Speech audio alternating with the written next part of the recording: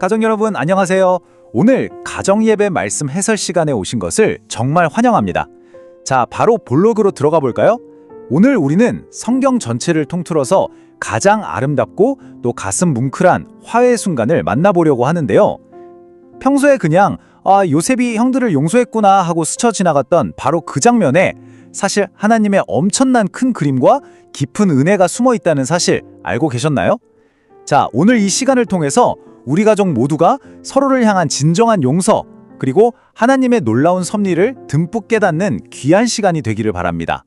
나는 요셉이다. 한번 상상해보세요. 히브리어 원문을 보면 사실 딱 두 단어, 나 요셉, 이겁니다. 정말 날 것 그대로의 벅찬 감정이 쏟아져 나온 거죠. 요셉이 주변 사람들을 다 물리고 나서 도저히 감정을 주체하지 못하고 엉엉 소리내어 옵니다. 얼마나 크게 울었는지 밖으로 쫓겨난 애굽 사람들은 물론이고 저 멀리 바로의 궁전에까지 그 통곡 소리가 쩌렁쩌렁 울릴 정도였다고 해요.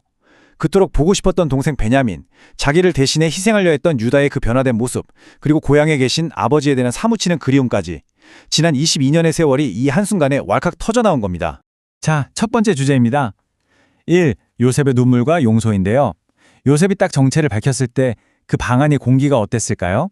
아마 형들은 너무 놀라서 숨도 못 쉬었을 겁니다. 22년 전 창세기 37장 시절 한번 떠올려 볼까요? 그때 형들은 요셉을 너무너무 미워해서 말 한마디도 곱게 안 했습니다. 아예 대화 자체가 끊긴 그야말로 원수 같은 사이였죠. 그런데 오늘 장면을 보세요. 요셉이 먼저 다가가서 형들을 끌어안고 옵니다.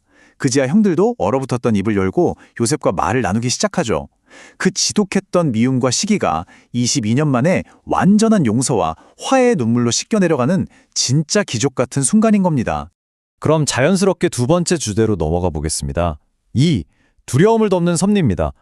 지금 형들 입장에선 완전히 사시나무 떨듯 떨고 있지 않았겠어요? 요셉이 여기서 형들의 그 불안한 마음을 아주 정확하게 깨뜨려 봅니다. 나를 팔았다고 해서 근심하지 마소서, 한탄하지 마소서라고 하잖아요. 여기서 근심은 과거에 동생을 노예로 팔아넘긴 그 끔찍한 죄책감을 말하는 거고요.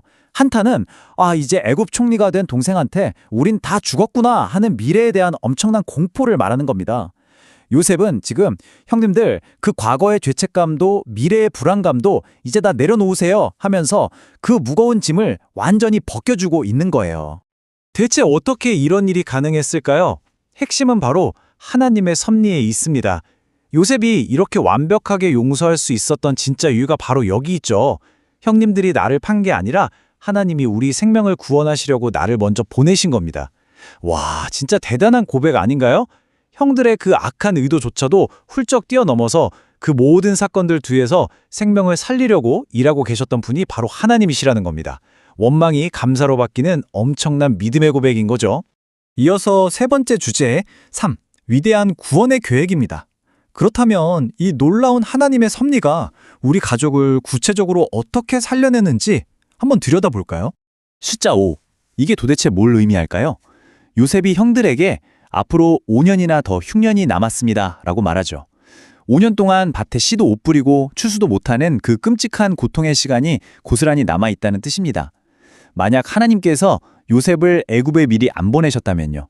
야곱 네 온 가족은 이 5년을 버티지 못하고 그냥 다 굶어 죽었을 겁니다.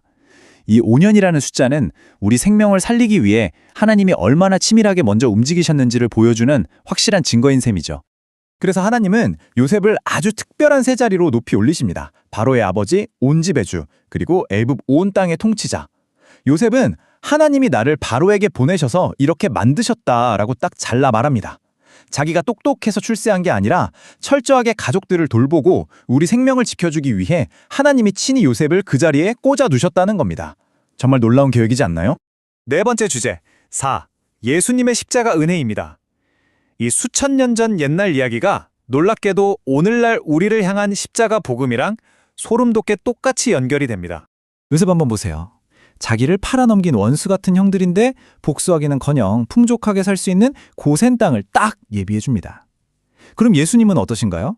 하나님 아들을 몰라보고 십자가에 못 박아버린 그 끔찍한 죄인인 우리를 도리어 자녀 삼아 주셨습니다. 그리고 지금 이 순간에도 우리를 위해서 저 영광스러운 천국을 넉넉히 예비하고 계시잖아요. 알고 보면 우리도 요셉의 형들처럼 아무것도 한 것 없이 은혜로 거저 구원받은 정말 복받은 사람들인 거죠. 자, 드디어 마지막 파트입니다. 5. 우리 가족의 용서와 회복인데요. 이 어마어마한 십자가의 은혜를 그럼 오늘 우리 집 거실로는 어떻게 가져와서 적용할 수 있을까요? 간단합니다. 첫째, 우리가 받을 자격 없이 누리고 있는 하나님의 그 무조건적인 사랑을 매일 듬뿍 경험하는 겁니다. 둘째는 요셉이 가서 아버지께 이 기쁜 소식을 전하라 했던 것처럼 우리도 세상을 향해 예수님의 이 구원의 복음을 널리 알리는 거고요. 그리고 마지막, 이게 진짜 핵심인데요. 우리가 이렇게 엄청난 용서를 먼저 받았잖아요. 그러니까 나에게 상처 주고 나를 아프게 했던 사람들을 이제는 예수님의 마음으로 먼저 용서하고 관계를 회복해 나가는 겁니다. 오늘 말씀 해설을 마무리하면서 우리 가족이 다 함께 깊이 고민해 볼 질문 하나 드릴게요. 오늘 우리 가족이 혹은 내가 먼저 하나님의 넉넉한 사람으로 용서하고 꼭 안아줘야 할 사람은 과연 누구일까요? 요셉이 22년 묵은 그 깊은 상처를 훌훌 털어내고 형들을 품었던 것처럼요. 오늘 여러분 가정 안에도 가로막혀 있던 미움의 담이 싹 다 무너지고 진정으로 천국을 누리는 복된 가정 되시기를 진심으로 축복합니다. 이 질문 꼭 가족들과 나눠보시고요. 은혜로운 시간 보내시길 바랄게요.